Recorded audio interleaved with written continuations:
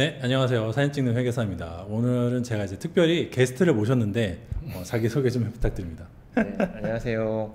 저는 조준이라고 하고요.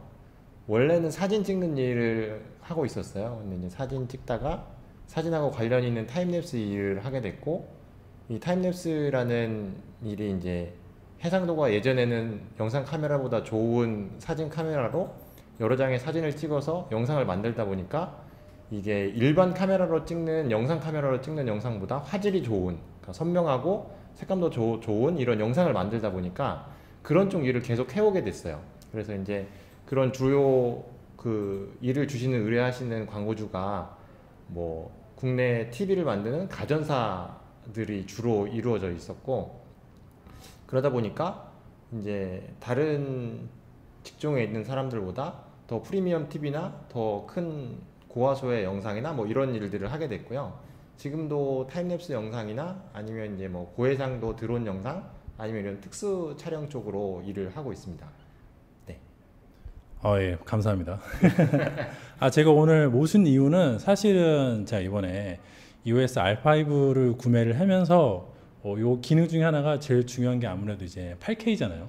뭐 그게 제일 중요한 기능이다 아니다는 뭐 사람마다 의견이 다를 수가 있는데, 어쨌든 캐논의 마케팅 포인트는 8K였고, 근데 문제는 제가 이제 8K에 대해서 잘 모르니까, 저는 이제 방구석 회계사 아마추어니까 잘 몰라서 좀 견문을 넓혀보고자, 그래서 실제로 현업에서 뭐 방송국이나 기업들한테 8K로 촬영을 해서 납품을 하시고, 또 얼마 전에는 이제 부산국제영화제에 8K로 촬영한 그 제목이 혹시 뭐였죠? 수음이 맞나요? 네네네. 숨이라는 제목으로 영화를 하나 촬영을 했습니다. 그 혹시 유튜브에 뭐라고 검색하면 나올까요?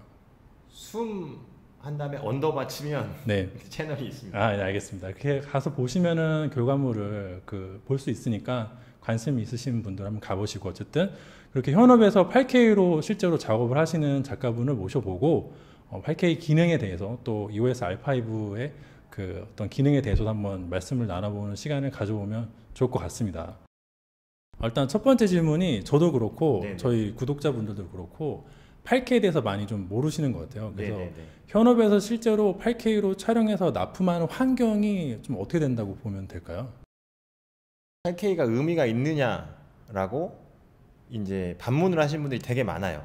예, 그러니까 그렇죠, 이제 그렇죠. 반문을 하는 사람이 아마추어가 아니라 현업이나 아니면 프로분들 중에서도 8K가 무슨 의미가 있느냐라고 묻는 사람도 많고, 근데 사실은 이 질문은 4K가 나왔을 때도 있었던 똑같은 질문이에요.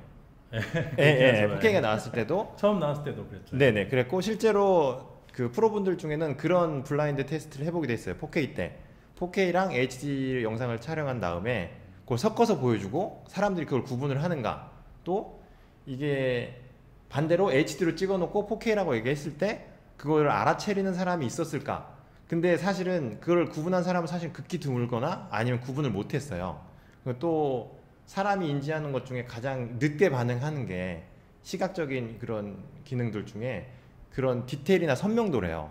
그러니까 사실은 8K냐 4K냐 HDR을 우리가 쉽게 구분하거나 거기서 큰 의미를 찾지 못할 수도 있는 것 같긴 해요. 사실이에요, 그게. 네네. 그리고 이제 이 8K라는 거의 의미는, 분명한 거는 그 8K라는 해상도가 나오지만 그거를 볼 수 있는 시청각 환경이 정해져 있다고 그래요. 그렇죠. 네, 그래서 그게 이제 그 뭐 논문이나 이렇게 그 영상을 하는 분들이 정확하게 그걸 테스트를 다 해서 나온 자료들을 보면, 그 우리가 보는 보통 거실 환경보다 더 넓은 거실이 있어야 되고, 그 정도 뭐 1.8m에서 2.몇 m 사이에서 시청을 할 때 뭐 105인치, 85인치에서 105인치 이상의 크기가 돼야만 그 8K를 그 해상력을 인지를 할 수가 있다.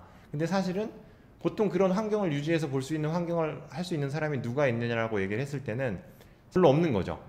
그리고 그마저도 그게 사람의 시력이나 뭐 이런 게 관련이 될 거 아니에요. 그렇죠, 그렇죠. 예, 그러니까 그런 의미로 접근을 하자면 사실은 8K라는 게 의미가 없을 수도 있어요. 근데 실제로 납품을 하시잖아요. 네, 그런 걸 네, 네. 요청하시는 게 어떤 게 있을까요? 그러니까 저 같은 경우는 사실은 TV 뭐 퀄리티 데모라고 해서 네. 그 TV를 돋보이게 하는 영상을 만들어서 납품을 하는 뭐 과정이에요. 이렇게 하이마트 가면은 네네 나오고 맞습니다. 있는 그런 네네네. 영상들. 네네네. 그러니까 뭐 자연환경이 돌아간다거나 음식 하는 영상이 네. 돌아간다거나 뭐 이러는 건데, 그런 영상들은 되게 특이하게 가까이 보셔서 보더라도 해상력이 뭐 떨어지는 부분이라든가 화면 전체가 되게 다 선명하게 찍는 경향이 있어요. 펜 그렇죠. 포커스를 예, 맞춰서. 예, 예, 맞아요. 그러니까 거기에 특화가 돼서 우리 TV는 구석구석 다 선명하다. 우리 TV로 볼 때는 영상이 더 돋보인다. 뭐 이런 걸 보여주기 위해서 최고의 화질로 가서 보여주게 되는 거죠. 근데 이제 그 화질이라는 거는 마이너스 작업이라는 얘기를 하더라고요. 그러니까 우리가 촬영하는 순간부터 현실의 어떤 디테일이나 이런 것들이 촬영단에서 그게 마이너스로 깎아나갈 수도 있고, 저장하는 비트레이트가 못 따라줘서 그 깎아나갈 수도 있고, 그걸 후반 작업하면서 깎아나갈 수도 있고, 그렇죠. 예, 그거를 또 TV에 쓸 수 있도록 거기 TV에 맞는 코덱으로 인코딩하면서 깎아나갈 수도 있지만, 그 과정을 최대한도로 줄이고 가능한 화질 좋은 걸 해서 TV로 가장 좋은 화질을 보여주자라고 해서 그게 돌아가고 있는 거고요. 그런 의미로서는 사실은 산업이 돌아갔기 때문에 그 산업에 맞는 영상이 필요해졌다라고 볼 수도 있는 거예요. 그래서 그게 필요한 분야가 사실은 있는 거고, 또 그런 분야에 맞춰서 저는 일을 해서 뭐 그게 현업으로서 일을 하지만, 보통 사람들한테 그게 필요하냐는 또 다른 문제가 그렇죠. 되는 거죠. 근데 이제 저는 사실은 사실은 모든 사람들이 마찬가지잖아요. 그러니까 자기가 하는 일이 의미가 있어야 되고, 그럴 때 보람도 느끼고 행복해지는데, 8K로 찍는 게 무슨 의미가 있냐 이러면 되게 힘 빠지는 얘기긴 하잖아요. 근데 저는 다른 개념으로는 어떤 개념이 있었냐면, 영상 카메라로 뭘 계속 찍었어 그동안. 네. 근데 우리 SD 나올 때 720p 나올 때 HD가 나오니까 이거 화질이 안 좋으니까 HD 또 찍어야 돼, 찍었던 거를. 그리고 뭐 4K가 나오니까 4K로 또 찍어야 돼, 8K로 나니까 8K로 또 찍어야 돼, 이런 상황이 있었잖아요. 네. 근데 분명한 거는 예전 SD 자료를 보면 생태가 파괴돼서 찍을 수 없는 환경이 있는데 SD로 찍어놨어. 그럼 그걸 볼 때 되게 안타깝다. 그리고 어떤 멸종위기 동물을 찍어놨는데 그 SD로 찍어놨어, 되게 안타깝다, 이런 마음이 있잖아요. 좀 네. 과거에 촬영된 BBC 다큐멘터리 보면 네네네. 지금 시점에서 보면 많이 좀 아쉽긴 하죠. 네네네네. 그런 얘기들을 하거든요. 근데 사실은 8K라는 건 아까 말씀드렸다시피 인간이 눈으로 확인할 수 있는 최고의 디테일을 이미 담아놓은 거예요. 그러니까 이제 한 화면으로 보는 무언가를 할 때 8K로 뭔가 영상을 담아놨다면 이제 그런 아쉬움이 나중에도 남지 않고, 이게 그러니까 뭐 그럴 리야 없겠지만 내가 뭔가 일생일대 뭔가를 이걸로 촬영을 해놨어. 그럼 나중에 야 이게 화질이 나쁘다거나 이게 뭐 그 색심도나 뭐 이런 것이 부족해서, 카메라의 기능이 부족해서 뭔가 아쉽다는 느낌이 나지 않고, 지금부터는 나의 뭔가 영상 작업이나 작가로서의 뭔가 아카이빙을 내 작업을 해 나갈 때 이 정도 8K, 예를 들어서 R5의 8K 로우 영상이면 사실은 기계적인 부분에 아쉬움이 없이 그걸 계속 내 작업을 10년이든 20년이든 그 퀄리티를 유지해서 이어갈 수 있는 시대가 됐다는 게 그런 면으로는 의미가 있는 것 같아요. 알겠습니다. 원래 이렇게 딱딱한가요? 아니요. 네. 아직 준비된 질문이 있었는데 네네. 약간 뒤에 나올 질문들을 좀 많이 말씀해 주신 것 같아서 혼란스러우셨구나. 그럼 잠깐 그 화제를 전환을 해가지고 네네. 네, 그럼 이제 다음 질문이, 사실 iOS R5 출시되고 나서 상당히 말이 많았는데 저도 좀 고민되는 부분이 있었고, 또 프로분들이 많이 의견을 커뮤니티나 이런 데 이제 게시를 해 주신 걸 봤거든요. 근데 사실 이제 프로라고 하면은 영상을 프로로 하시는 분이라고 하면 종류가 굉장히 다양하잖아요. 네. 영상도 종류가 많고, 또 그 중에서는 어떤 프로분들 같은 경우 이제 자기 한 분야만 좀 전문적으로 파시는 분들도 있고, 아니면 이렇게 좀 골고루 제너럴하게 하시는 분들도 있고 해가지고 작가분들마다 다 그 성향도 다르고 하다 보니까 의견이 상당히 다양했는데, 그 중에 이제 어떤 분들은 요거 현업에서 못 쓴다 이거 현업에서 영상용으로 쓸 수 있는 바디가 아니다라고 이렇게 조금 이렇게 비난하시는 분들도, 그러니까 평가를 좀 안 좋게 하시는 분들도 많이 계셨어요. 근데 제가 알기로는 그 예판 때 저랑 같이 시도하셨다가 저는 성공했지만 사실 이분 작가님은 실패를 하셨거든요. 근데 이제 그때 구매를 시도하셨던 이유가 혹시 어떤 면에서 구매를 시도하셨던 건가요? 일단은 그 35mm 말하자면 RF 카메라에서 내부에서 로우 레코딩이 되는 8K 카메라는 유일한 거잖아요.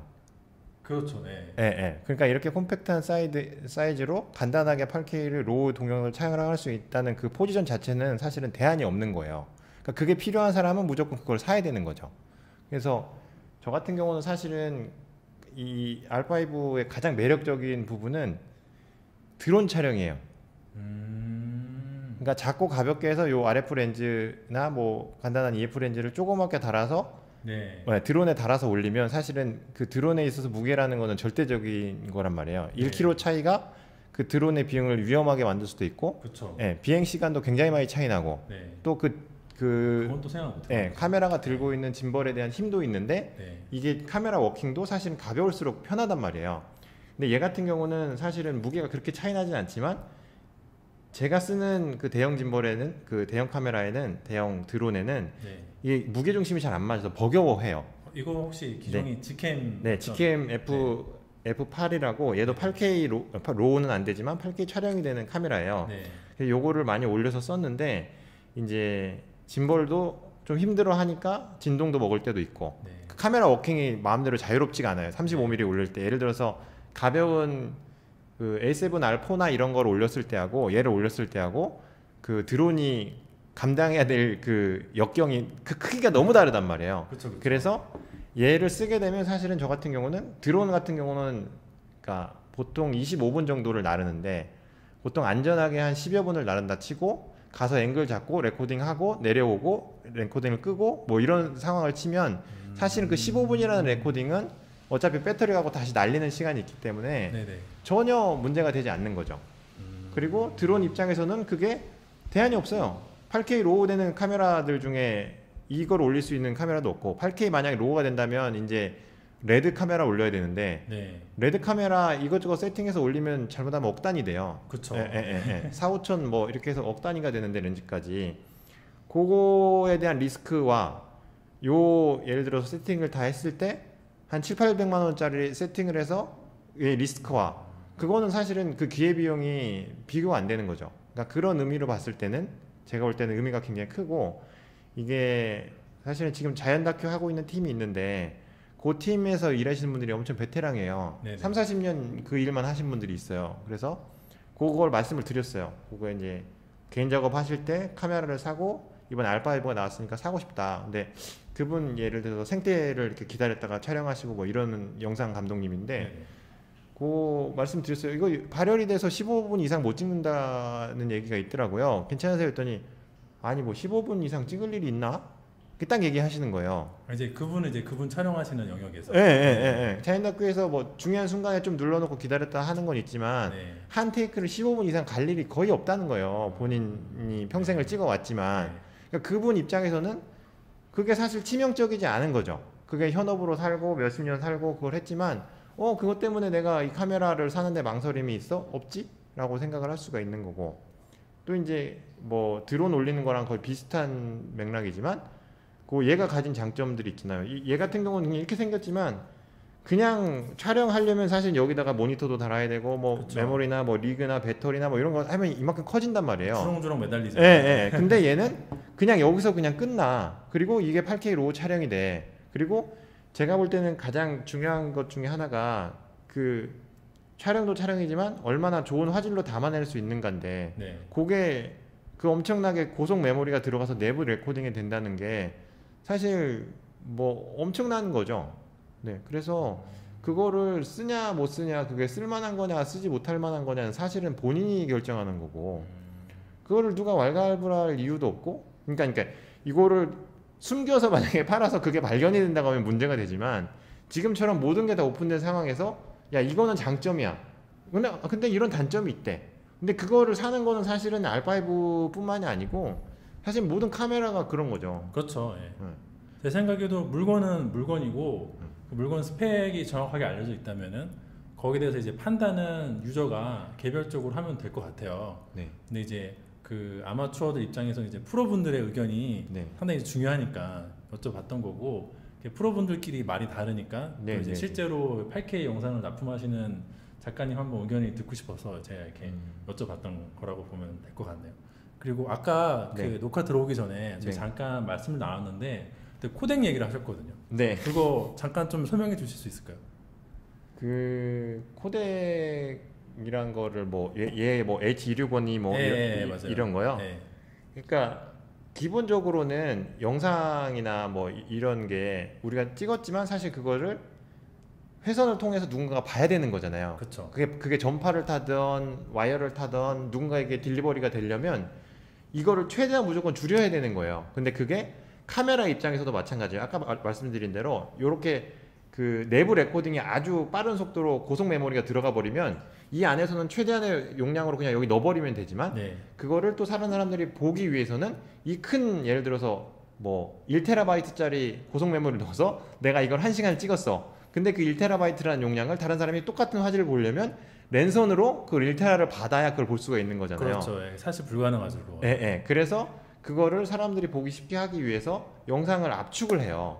그래서 영상을 색보정이나 이런 것들 모든 걸 완성을 한 다음에 사람들이 보기 좋을 만큼의 화질을 떨어뜨리면서 최대한의 그 화질을 유지하면서 용량을 줄이는 거를 이게 압축 코덱이라고 하는데 네. 그거를 이제 보통 H264나 H265나 그것이 이제 그 확장되는 MP4나 뭐 이런 식으로 이제 나가게 되는 거예요. 컨테이너가. 네네.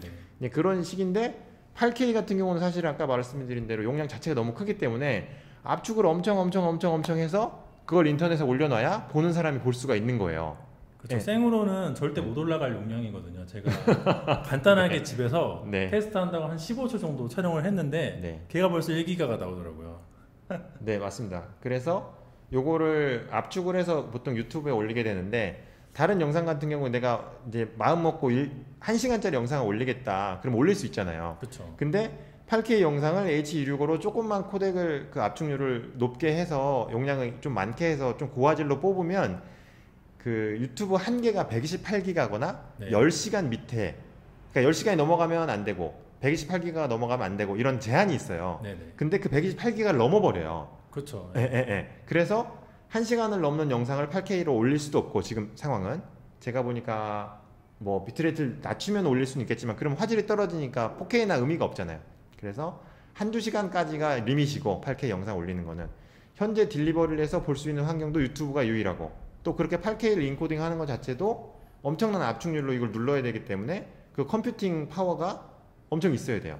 그래서 컴퓨터도 사실은 뭐 그냥 내가 편집을 해서 집에 볼 용도가 아니라 인터넷에 올리는 그 자원도 또 있어야 된다는 거를 좀 인지를 하시면 좀 뭐 핸들링하는 데 도움이 되실 수 있을 것 같아요. 그러니까 제가 알기로는 그 아까 말씀해 주시기로는 얘는 네. 265로 되고 네네네. 그러니까 나중에 펌업이 예고되어 있다고는 하셨는데 네네. 현재로서는 265로 되고 네. R5는 264로 되잖아요. 네네. 제가 알기로. 네네. 맞나?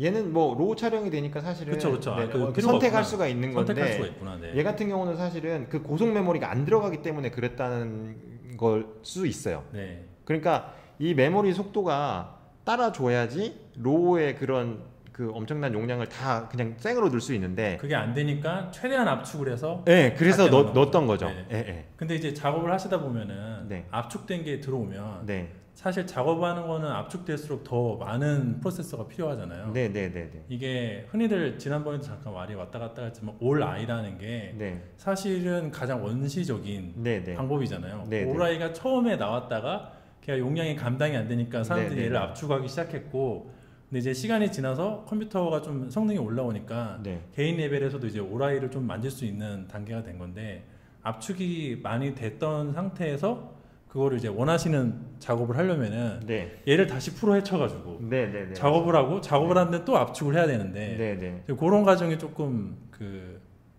힘드신 면이 있어서 네네. 처음부터 로우 촬영이 된다는 게 그런 네. 그런 이점이 있다. 음. 그런 말씀이었죠? 제가 이해한 게 맞나요?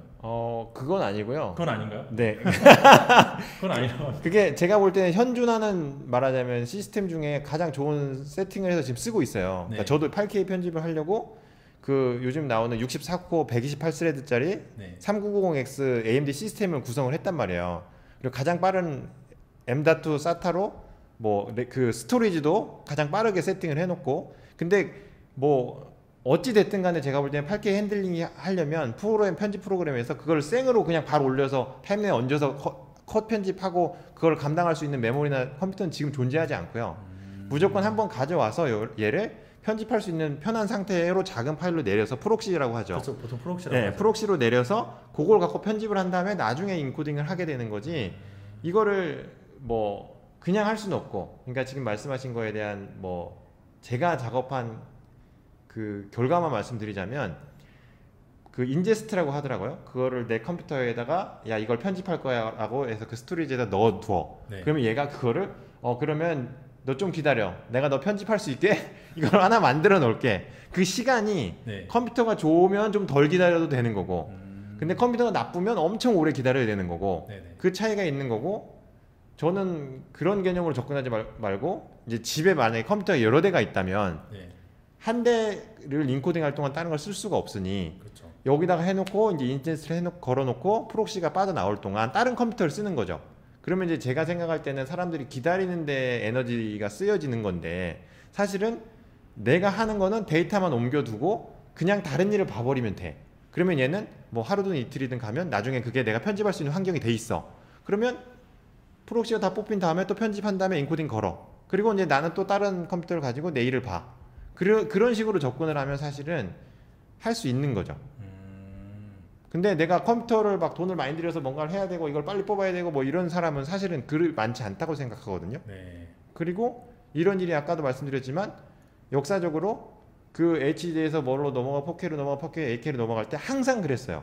그래서 시스템을 좋은 걸 사야 되냐 뭐 어떻게 해야 되냐 이걸 할 수 있느냐라는 문제가 계속 대두됐지만 사실은 그 당시에서도 그런 식으로 편집을 했고 그리고 이제 기억하실지 모르겠지만 예전에 제가 블로그에 사진을 100장씩 올렸었어요. 10년 전에. 네. 그랬더니 다른 사람 컴퓨터 멈춘다고 막 항의가 들어오더라고요. 네, 그때는 사진을 그렇게 많이 로딩하는 것조차도 불가능하고 보기에 힘든 일이었어요. 그렇죠. 막 클릭하기 전에 주의하라고 제목에 써놓는 경우가 네, 있어요. 네, 네. 그게 컴퓨터가 누군가 좋은 사람은 그걸 봤지만 그게 안 됐어요. 근데 지금은 뭐 모바일로도 뭐 몇백 장의 스크롤이 되는 거를 다 보는 환경이 됐잖아요. 그렇죠. 그러니까 이게 뭐 되냐 안 되냐 못하냐의 문제는 아니고 필요하면 그렇게 해결 방법을 찾아서 이걸 쓸 수가 있는 거고 쓰지 않고서 저 포도는 쉴 거야 이렇게 얘기할 필요는 사실 없는 것 같아요. 네, 그러면은 사실은 제가 지금 하시는 말씀을 정확하게 다 이해는 못했는데 네.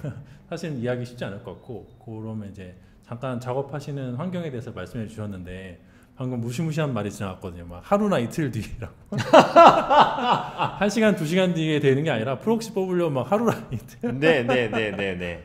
아, 되게 무시무시하네요. 근데 하긴 제가 제 아이맥에서 8K IPV 그거를 이렇게 그러니까 파이널 컷에 올려놓고 네. 재생을 시켜보니까 네. 한 13프레임 단위로 움직이더라고요.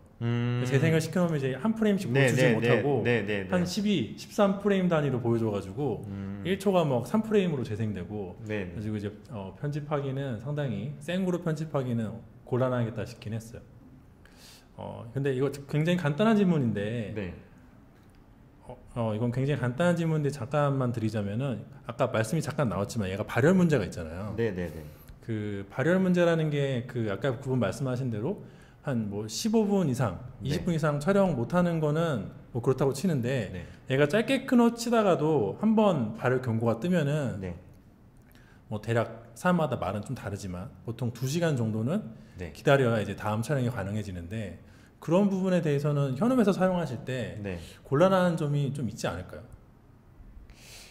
그게 아까 말씀드린 대로 자기 작업 환경에 따라 사실은 다 다르실 거고 그게 이제 뭐 문제 해결을 찾겠죠. 예를 들어서 내가 무슨 뭐 그걸 하진 않지만 뮤직비디오 감독이야. 근데 이거를 테이크를 길게 하거나 아니면 짧게 여러 번을 가야 되는데 힘들어. 그러면 저라면 사실은 매드를 올리는 그 무게하고 계속 말씀드리지만 얘를 올리는 무게랑은 너무 다르단 말이에요. 가격도 얘 10대 살 가격이야. 그러면 사실은 그런 큰 프로젝트를 진행을 할 때 뭐 예비 바디를 2-3개를 돌릴 수 있는 거죠. 그런 여력이 있는 환경이라고 하면 뭐 이제 그렇게라도 운영을 할 수 있다면 할 수 있는 거고 또 하나는 이게 얘뿐만이 아니에요. 사실은 이게 뭐 제가 정확하게 그 규격을 알 수는 없지만 이 돌아가는 그러니까 속도 1000이 넘어가는 1000MB가 넘어가는 메모리가 속도가 들어가 있는 거는 지금 우리가 알고 있는 M.2 사타나 뭐 이런 굉장한 고속 메모리들란 말이에요. 근데 얘만 그런 게 아니고 사실은 PC에 들어가 있는 애들도 M.2를 사서 써보시면은 쿨링이 잘 안 되면 속도가 엄청 떨어져 버려요. 맞아요. 페이스북에 쓰신 거 본 적 있는 것 같아요. 그래서 이 M.2 고속 메모리에 대한 말하자면 어떻게 보면 뭐 태생적 특성이고 그걸 어떻게 할 수 없는 상황일 수도 있고 또 하나는 이게 M.2 같은 경우는 나중에 이제 써보세요. 다들 쓰게 될 거예요. 점점 기술이 올라가니까 밖에 이렇게 외부로 노출해서 방열판을 붙여가지고 노트북에 쓰게 하는 이제 말하자면 포터블 하드로도 M.2가 많이 나와요. 네. 그래서 맥북에 그걸 꼽고 2테라, 3테라 이런 것들이 나오니까 그 고용량 메모리를 꼽고 직접 편집을 거기서 바로 하시는 감독님들도 있어요. 아 그게 외장이 있어요? 네, 있어요. 아. 포터블 하드가 나오고 그게 네. 뭐 특별한 게 아니라 그 M.2 SATA를 포터블 그 기기만 사서 꽂아가지고 방열판 붙여서 그냥 쓸 네네. 수도 있는 거예요. 그거 몰랐네. 근데 이게 고속으로 갈수록 발열이 더 높기 때문에 네. 나중에는 어떤 일이 일어나면 하다가 편집이 이제 하다가 말하자면 뭐라고 하죠? 에러가 나서 멈춘다거나 근데 뭐 뻗는다고 그러죠. 걔 때문에 뻗는 일이 벌어지니까 이제 막 제조사에 야 이렇게 뻗게 만드는 포터블 하드를 만드는 경우가 어딨냐. 그래서 나중에는 지금 보면은 액세서리들 그런 게 나와요. 오죽하면 그 외부에 나와 있는 메모리에 방열판을 덮고도 거기에 펜을 달아서 나오는 거예요. 그 조그만한 포터블 M.2에 펜을 달았더니 이제 문제가 안 생긴다라고 얘기를 하거든요. 근데 그런 고속 메모리를 안에 넣어놓고 계속 쓰면서 이게 문제가 안 생기기를 바란다는 거는 제가 볼 땐 약간 무리가 있는 거는 사실이에요. 그러니까 이게 약간 좀 다른 게 사실 저희는 그 전까지는 그 SD 카드로도 충분히 커버가 되는 촬영을 해왔잖아요. 네네. 대부분의 유저들이. 네네네. 근데 이제 그것보다 더 높은 메모리가 필요되는 사양에서 작업해 보셨으니까 네네네. 거기에 대한 약간 감이 있으신 거죠. 네네네. 아 그래서 약간 그게 좀 감이 있으신 프로분들은 조금 이 발열 문제에 대해서 네. 약간 너그러우신 측면이 있는 게 그동안 경험해온 감이 있고 네. 사실은 저 같은 이제 아마추어는 이걸 처음 겪는 네네네네. 그런 거다 보니까 약간 좀 온도차가 있는 것 같긴 합니다. 그리고 뭐 제가 한마디 더 하자면 사실은 뭐 제가 다른 데 가서 이런 얘기를 한 적 없지만 네. 사실은 이 내부 고속 메모리를 넣어주지 않는 데에 대한 목마름이 엄청 컸어요. 네, 그게 한 10년쯤 될 수도 있어요. 아 진짜요? 왜냐면 이제 타임랩스를 찍다 보면 우리가 알기로는 뭐 1초에 한 장, 뭐 3초에 한 장 이런 걸 타임랩스로 생각하지만 사실은 고속 연사를 써야 될 때가 더 많아요. 초당 5장, 초당 7장, 초당 15장. 그래요? 네. 그리고 더 나아가서는 이 로우 촬영이 필요한 거죠. 그래서 이제 뭐 아시는 분은 알겠지만 제가 기존에 쓰던 초당 5연사 되던 그 바디를 팔았어요. 왜냐면 이런 바디를 쓰면 초당 30장으로 연사가 로우 파일로 되는 거니까 그거에 이제 사라졌는데 너무 아쉽게도 이전에는 이렇게 고속 메모리를 넣어주는 카메라가 없었어. 근데 저는 이게 없었다라고 표현을 하거든요. 네. 왜냐면 이게 넣어주면 위에 그 비트레이트로 쓸 수 있는 고급 라인이 다 죽어요. 네. 그래서 이제 나중에 보시면 알겠지만 부가적인 레코딩 장비를 담아서 지금 우리 외부로 로우 파일을 레코딩 하듯이 네. 뭐 굉장히 비싼 부가 장비를 달아야만 그 고속 출력을 해가지고 담을 수 있게 되어 있는 시스템이었는데 메모리는 개발된 지가 사실은 굉장히 오래됐는데도 고속 메모리들을 카메라들 일반 라인에는 넣어주지를 않았어요. 근데 그렇죠. 지금은 대부분 SD 카드 UHS-2까지 올라온 게 전부. 그렇죠. 그리고 모 회사의 카메라 같은 경우는 내부 레코딩 속도가 2가 들어간다고는 하지만 굉장히 낮은 속도로 돌아가게 세팅이 돼 있어요. 네, 맞아요. 예. 다 활용할 그 300 최대가 제가 알기로 300인가 그런데 네. 그걸 다 활용할 수가 없어요. 실제로 보면. 근데 제 입장에서는 사실은 뭐야 이런 서드 파티도 아니고 메인 업체에서 자기네 라인들도 문제가 생길 텐데 고속 메모리들을 안에 넣어줘 버린 거고 그런 입장에서는 저는 진짜 완전 쾌재를 부르고 이거는 하나의 말하자면 틀을 깬 새로운 장르가 생긴 그런 느낌일 정도로 너무 좋았고 그게 만약에 발열 때문에 그렇게 못 써 그런 걸 알더라도 저는 무조건 살 바디였던 거죠. 네. 이제 말씀을 좀 나눠보니까 약간 감이 오는 것 같아요. 네. 그 고속 메모리를 기존에 사용하시던 분들의 입장이 그러니까 그걸 활용하기 위해서는 너무나 많은 부가 장비가 필요했는데 네. 지금 이 장비는 비록 발열 문제는 있겠지만은 네. 그래도 간단하게 운용할 수 있으니까 안에서 내가 솔루션을 어떻게 그 예산이 충분하다면은 기기를 좀 더 추가한다든가 네. 아니면 뭐 현장에서 좀 조절한다든가 하는 식으로 해결을 보는 게 더 이렇게 그걸 못하는 것보다는 하나의 옵션으로서 그럼요. 작용할 수 있다는 거죠. 네네. 그 말씀하신 대로 지금까지 8K 작업을 사실 얘 없이도 계속 해 오셨잖아요. 네네네. 그리고 그러다 보면은 아까 그 길게 말씀해주신 워크 프로세서가 네. 그 문외한인 제가 듣기에는 네. 굉장히 힘들어 보이거든요. 네네. 장비 다 구성하고 네. 프록시 뽑는데 막 하루 넘게 네네. 걸리고 네네. 굉장히 그 돈도 많이 들고 네네. 예산적으로도 비용도 많이 발생할 테고 네. 또 하시는 과정에서 힘드신 것도 있고 네. 지난번에 출품하실 때 여러 번 뻑이 나가지고 네. 그 고통스러운 거 제가 그 생중계된 거 봤거든요. 네네네. 하여튼 그래서 그럼에도 불구하고 지금까지 그런 많은 어려움에도 불구하고 8K로 작업을 하시는 이유가 네. 뭔지 뭐 고객사가 원해서 하는 건가 아니면 네네. 작가님이 뭔가 이렇게 원하시는 게 있어서 거기 뜻이 있어서 하는 건지. 일단 뭐 모든 사람이 그렇겠지만 그 송강호 선생님의 명언처럼 너는 다 계획이 있죠. 그래서 아무 생각 없이 제가 이 카메라 출시 나오자마자 샀던 건 아니고 그러니까 저는 남들 다 하는 거는 나까지 할 필요는 없다는 개념이 좀 있고 네네. 그리고 아까 말씀드린 대로 대안이 없는 사람이 되고 싶은 게 있어요. 어느 순간이든. 그래서 이제 제가 살아온 거를 보면 남들이 하지 않는 뭔가 틈새 시장이지만 그렇다고 이게 뭐 전혀 필요 없지도 않고 그걸 꼭 뭔가 필요한 사람이 있다면 나랑만 일을 해야 되는 그런 포지션을 만들기를 좋아해요. 근데 이제 제가 사실은 솔직히 말씀드려서 제가 올 초에 봤던 건 뭐냐면 이걸 가지고 사실은 아이슬란드를 내 차 타고 넘어가서 엄청 찍어오려고 했던 마음이 있어요. 네네. 근데 아까 말씀드린 대로 기존의 프로덕션들이 쓰는 8K 카메라, 이 카메라 나오기 전에 이제는 대중화가 돼버렸죠. 네. 그러니까 그 시장은 사실 한번 제가 놓쳤어요. 알파5 나오기 전에 제가 먼저 8K로 먼저 선점하고 싶었던 그 시장이 있었던 거예요. 네. 근데 그 아까도 말씀드렸다시피 이전에 8K 영상을 만들던 업체들은 굉장한 프로덕션들이었어요.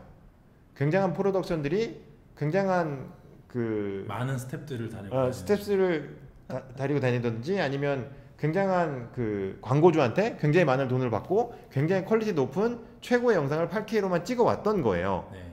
그러다 보니까 문제가 생겼는데 8K 컨텐츠가 세상에 존재하지가 않아. 워낙 그 공급되는 양이 적다 보니까. 네. 네. 제작비도 비쌀 뿐더러 그걸 짧은 시간에 만들 수 있을 뿐더러 그걸 또 딜리버리 할 수 있는 환경조차도 별로 좋지 않아. 네. 근데 이제 아까 말씀드린 대로 그 인더스트리가 계속 발전을 하면서 산업은 발전을 계속 해가면서 TV는 커졌고 8K TV는 많이 팔렸고 앞으로는 더 팔릴 거고 누가 야 8K TV 누가 있어라고 얘기하지만 4K TV도 처음에는 없었다가 지금 30만 원대 4K TV가 나오는 것처럼. 아 진짜요? 30만 원이요? 제가 알기로는 굉장히 큰 뭐 40인치 대 뭐 이런 것도 4K TV가 네. 30만 원, 40만 원대 있는 걸로 알고 있어요. 45인치 막 이런. 뭐 모니터 생각해 보면 네.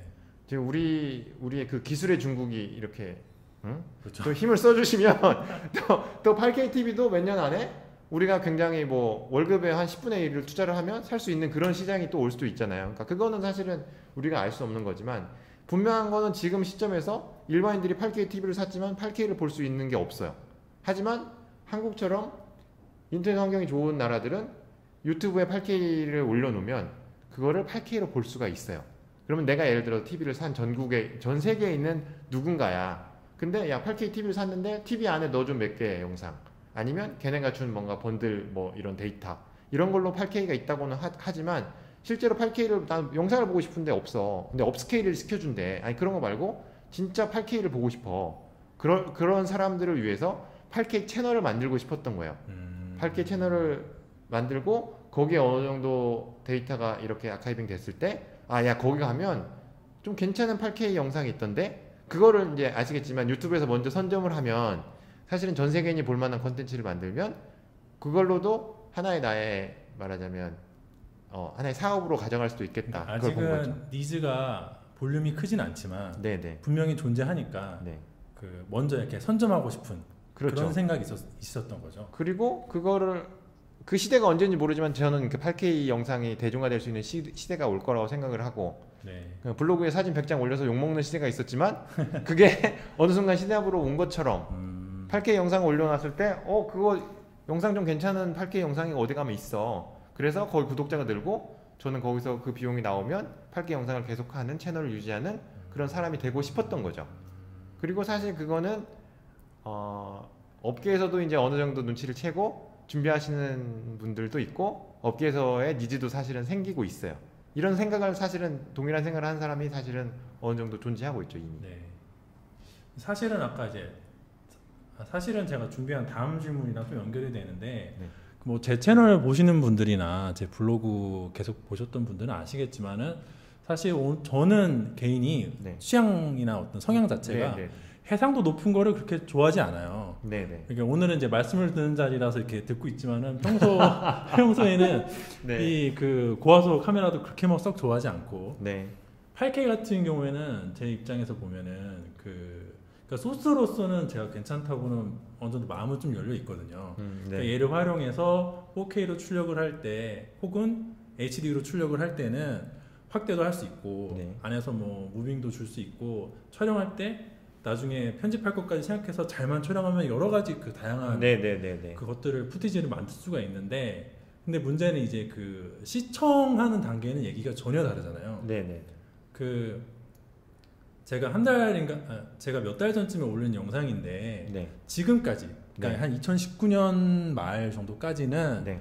4K TV를 그러니까 UHD 방송도 거의 이렇게 보려면 조금 힘들고 네네. 그리고 볼 수 있는 그나마 매체가 넷플릭스 같은 OTT인데 네. OTT로 실제로 그 시청하고 있는 시청자 층이 많지 않거든요. 따지고 보면은 네. 넷플릭스 가입자 수 뭐 해봤자 한 몇백만 명 되지도 않고 거기에서 실제로 뭐 이렇게 TV로 보는 비중도 높지 않고 네네. 모바일로 많이 보잖아요. 네네네. 그럼 넷플릭스 가입자에서 모바일 빼고 TV만 남겨놨는데 네. 그 중에서 UHD로 된 컨텐츠 보고 있는 사람이 몇이나 될까 계산해 보면 그렇게 실제로 많지 않거든요. 네네네. 아직까지도. 네네. 근데 제가 그 영상 끝날 때는 이제 결론이 지금까지는 그랬는데 네. 한 4년 5년 정도 팔았는데 그 동안은 약간 덤탱이 쓴 거지만 네. 앞으로는 점점 많아질 거다. 왜냐면 이제 지상파 뭐 기존에 말하는 레거시 미디어라고 하는 거는 점점 네네. 비중이 줄어들고 네네네네.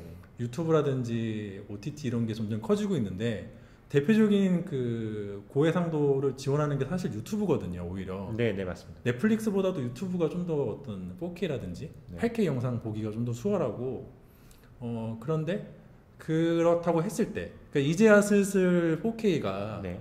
좀 이렇게 대중화가 제대로 되고 있다라고 봤을 때 아직은 8K 영상을 내가 시청하는 건 조금 먼 얘기잖아요. 네네. 제 생각에는 네. 작가님 보시기에는 물론 개인적인 예상이겠지만 네. 약간 뇌피셜을 굴려서 네. 이 8K가 이제 아까 말씀하신 대로 네. 그 인간의 시야로 볼 수 있는 네. 최고 해상도인 것 같아요. 제 생각에는. 네네네네. 왜냐면은 더 높아지면 네. 16K가 되면 네. 그거는 이제 그 사각 디스플레이라는 그 안에서는 네네. 물리적인 크기가 한계가 있으니까 네네 맞습니다. 그걸 막 거실벽을 넘게 더 크게 만들 수는 없는 거잖아요. 네네. 또 만약에 실외에 둔다 그러면 전광판처럼 네. 또 시청거리가 멀어지면은 고해상도가 또 의미가 없어지고 네네. 제 생각에는 8K 정도까지가 아마 맥시멈이지 않을까. 사각 네. 디스플레이는 네. 한계네. 네. 맞습니다. 근데 그게 언제쯤 대중화가 될까요?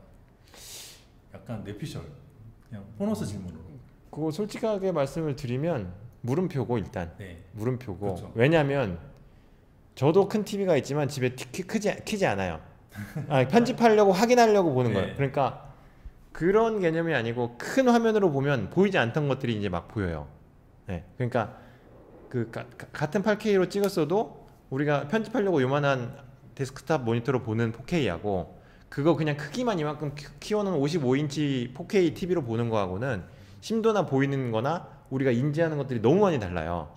그래서 그런 의미로서 뭔가를 본다는 거는 사실은 의미가 있지만 저부터도 사실은 뭔가 영상을 보기 위해서 그 큰 TV를 켜서 그거를 PC로 연결을 해서 그걸 띄워서 보는 일은 사실은 드물어요. 그렇죠. 예, 예. 네. 드문데 이제 TV들에서 유튜브를 지원하기 시작하더라고요. 그렇죠. 저도 TV로 보는 경우가 종종 있어요. 제가 사실 교회 다니는데 요즘에 네, 코로나 네. 때문에 네, 예배를 네, 드리고 네. 갈 수가 없잖아요. 그래서 그 주말에 이제 온라인으로 예배 드릴 네, 때 네, 네. 그 핸드폰이나 이런 아이패드로 보기보다는 TV로 보는 게 좀 더 좋더라고요. 그래서 유튜브로 TV 볼 때 이제 온라인 예배 드릴 때 많이 보고 영화 같은 거 이제 유튜브나 이런 데서 결제해서 볼 때 많이 보고. 네, 네, 네. 그래서 그런 시대가 온다고 생각할 수도 있고 또 누군가에게는 저 집에 14인치 그 아이패드가 있는데 걔 안 킨 지가 한 6개월쯤 됐거든요. 그러니까 그거조차도 누구한테는 키고 들고 보는 것도 부담이야. 나는 핸드폰으로 그냥 볼 거야. 큰 TV가 그냥 모바일로만. 네, 모바일로만 볼 거야. 네. 그런 사람에게는 사실은 이거 8K냐 4K냐 HD냐는 아무 의미가 없을 수도 있어요. 그렇죠. 이렇게 네. 모바일은 해상도 멈춘 지가 좀 됐으니까. 네. 근데 저 같은 경우는 사실은 TV를 안 보고 집에서 TV를 안 본 지가 몇십 년 됐지만 어느 집에 가면 그 TV를 보는 게 하나의 일과잖아요. 그런 사람에게는 지금은 제가 알기로는 TV로 연결되는 거는 8K로 바로 안 되는 걸로 알고 있거든요. 근데 이제 이게 언젠가는 와이어로 해가지고 8K가 돌아갈 거고 나중에 와이어레스로 해서 8K가 돌아갈 거고 그리고 8K가 대중화돼서 싸면 사실은 와이낫인 거죠. 같은 시간을 들여서 같은 컨텐츠를 보는데 훨씬 더 많은 시각적인 정보를 얻을 수가 있어. 그리고 이제 보시면 알겠지만 4K로 올려둔 영상을 내려서 그 유튜브에서 볼 때 뭐 HD로 보든지 아니면 8K로 올린 거를 4K로 보든지 하면 제 생각에는 그렇게 내려서 보는 화질이 더 좋거든요.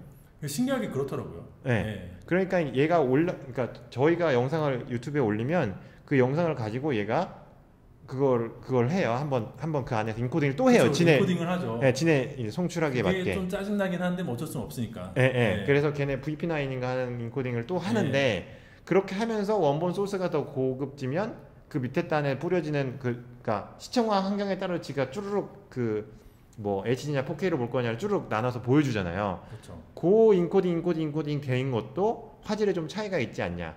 그래서 고화소로 영상을 올려두면 그 TV로 크게 볼 사람도 보지만 그 밑으로 보는 영상도 내 영상에 약간 화질을 좋게 올릴 수 있지 않냐.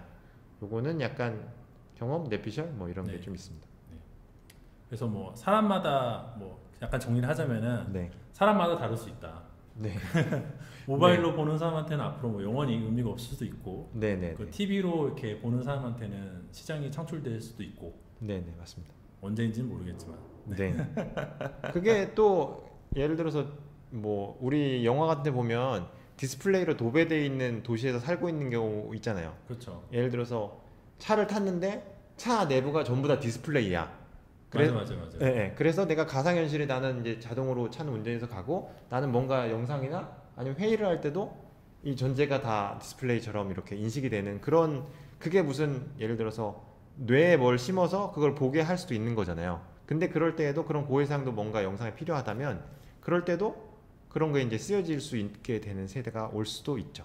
제가 계속 강조하는 게 이제 사각 디스플레이 내에서라고 강조하는데 네. 사각 디스플레이를 벗어나면 말씀하신 것처럼 여러 가지 가능성이 있기는 하거든요. 아직은 뭐 이렇게 구현된 게 썩 와닿는 게 없긴 하지만은 자율주행 자동차 같은 거 완성이 되면은 사람들이 안에서 꼭 뭐 운전할 필요가 없으니까 안에 있는 그 내부를 다 디스플레이로 덮어버리면은 안에서 영화 관람도 할 수 있는 거고 그러면 이제 그 사각 디스플레이를 넘어서 좀 더 고해상도가 필요할 수도 있는 거고. 사실은 그 헤드 마운팅 디스플레이로 뭔가 VR을 본 거에 대해서 사람들이 다 실망을 했는데 그 중에 하나는 사실은 해상도도 있어요. 맞아요. 조금 그래요. 그게. 그래서 이제 뭐 연결을 해서 볼 수 있는 8K 이상의 뭔가 12K나 뭐 이런 거를 봤던 사람들은 그게 좀 낫다는 걸 느낄 수 있고 또 이제 시청각 환경이나 이런 문제도 있기 때문에 그 HMD가 가진 문제점들을 해결을 하고 고해상도 영상이 나오면 그게 또 어딘가에는 또 쓸모 있는 영상이 될 수도 있는 거죠. 확실히 전에 나왔던 VR이나 이런 거는 이제 말씀하시는 분들은 좀 있는데 우리가 지금까지 경험했던 거는 말씀하신 대로 가상현실이라는 느끼기에는 아직은 갈 길이 좀 멀어 보입니다. 살짝만 틀어도 뭔가 많이 내 눈하고의 관계도 있고 하여튼 좀 알겠습니다. 네, 뭐 이 정도면은 제가 준비했던 질문들은 다 드렸던 것 같고요.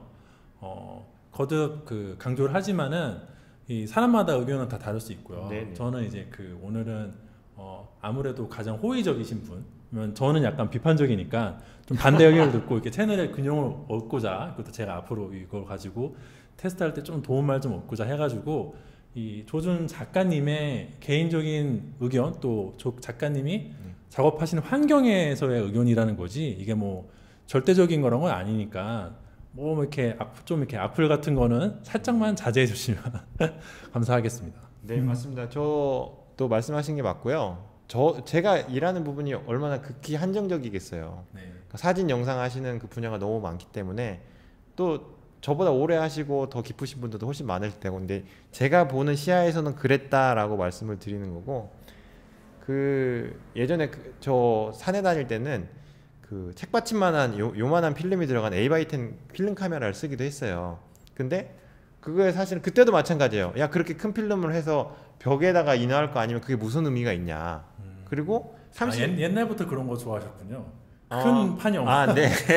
그러니까 뭔가 고해상도. 그러니까 내 인생을 예를 들어서 뭔가를 찍었네. 아까 그 얘기인 거예요. 찍었는데 이게 카메라가 아쉬워서 뭔가가 못했어. 이게 너무 아쉬웠던 거예요. 근데 그때도 뭐라고 했냐면 35mm 카메라로 찍었어도 야, 백화점 벽에 건다. 그 어마어마하게 큰 현수막에 건다. 하지만 그거는 사람들이 그 백화점까지 접근해서 볼 수 없는 화면이기 때문에 그렇게 걸었지만 사람들은 작게 보고 그게 아무 문제가 없다. 그러니까 용도에 맞게 카메라를 쓰는 게 맞는 거고, 이 8K 영상이나 카메라가 아까 말씀드린 대로 레드로 이거 쓰던 사람들은 굉장히 저렴하고 싸고 빠르고 편한 카메라고 정말 절대적인 입장이 있는 걸 수도 있는 거고, 이게 필요하지 않았던 사람들에게는 이게 굉장히 번거롭고 불편하고 이런 카메라가 될 수도 있는 거죠. 그 제가 얼마 전에 다른 어떤 그 실제로 현업에서 굉장히 커머셜 광고도 찍고 있는 촬영 감독님이 유튜브도 하시는 분인데 이거를 프리오더를 넣었다가 취소하고 미국에 가서 다른 촬영 하시다가 갑자기 얘가 생각이 나셔가지고 다시 구입하셨다고 막 그런 것도 본 적이 있거든요. 그래서 근래에 들어가지고 요 바디에 영상 기능에 대해서 얘기하는 것 자체도 조금 언짢아하시는 분들이 계세요. 그러니까 캐논이 마케팅을 영상으로 했지만 그냥 얘는 사진기일 뿐이고 영상은 덤이다. 이렇게 말씀하시는 분들도 계시는데 사실은 이제 그거는 이제 그 분들의 어떤 판단인 거고 기기를 보고 그렇게 판단할 수 있는 건데, 제가 보기에는 분명히 R5는 그 영상 기능도 중요한 바디라고 생각을 하거든요. 그 컨셉 자체도 제가 보기에는 8K 집중해서 화소도 정한 것 같고, 그래서 그런 측면에서의 어떤 얘기였다고 말씀을 드리면 될 것 같네요. 네, 이상 좀 마치면 될까요? 혹시 더 하고 싶으신 말씀 있으시면. 그건 없고, 근데 사실은 제가 볼 때는 엄청 좋은 카메라예요. 엄청 좋은 카메라고. 저도 좋아서 샀어요. 제가 깔려고 산 거 아닙니다. 아니, 오해하시는 분들 계셔가지고. 그러니까 저도 사실은 굉장히 네거티브한 사람이고 굉장히 냉정해요. 뭐 안 좋은 걸 좋다고 얘기를 하지 않아요. 근데 굉장히 잘 나온 카메라고, 이거 뭐 그냥 딱 내놓고 말할게요. 이거 말고 지금 이런 포지션에서 이런 대안이 있어라고 얘기했을 때 대안이 없어요. 그리고 앞으로 당분간 없겠지. 8K 레브 레코딩 되는 카메라가 1,000만 원 밑에 있어? 대안이 있어라고 했을 때 없어요. 한동안 없겠죠. 드론에 올릴 수 있는 가벼운 카메라 8K 로우가 되는 카메라가 있어? 없어. 그럼 사실은 그게 필요한 사람은 그걸 살 수밖에 없는 포지션에 있는 거예요. 굉장히 잘 포지셔닝해서 나온 카메라고, 말씀하신 대로 8K 로우 촬영이 되고 120p 촬영이 되면 사실은 필요한 부분이 다 충족이 되잖아요. 그래서 뭐 그렇게 용도에 맞고 쓰임에 맞게 쓸 수 있는 사람은 쓰는 거고, 뭐 그렇게 하시면 될 것 같습니다. 그 숫자가 많지 않아서 약간 논쟁이 되는 것 같아요.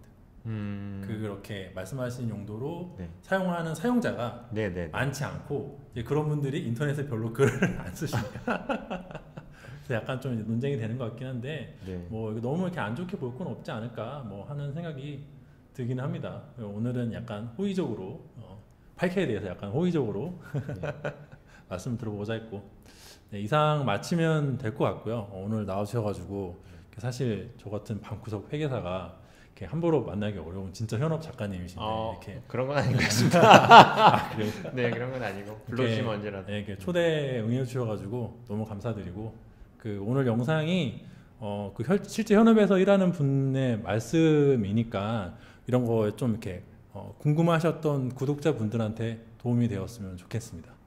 이상으로 오늘 영상 마치도록 하고요. 오늘도 역시 제 영상이 도움이 되고 재미가 있었다면 좋아요와 구독 부탁드리도록 하겠습니다. 감사합니다. 감사합니다.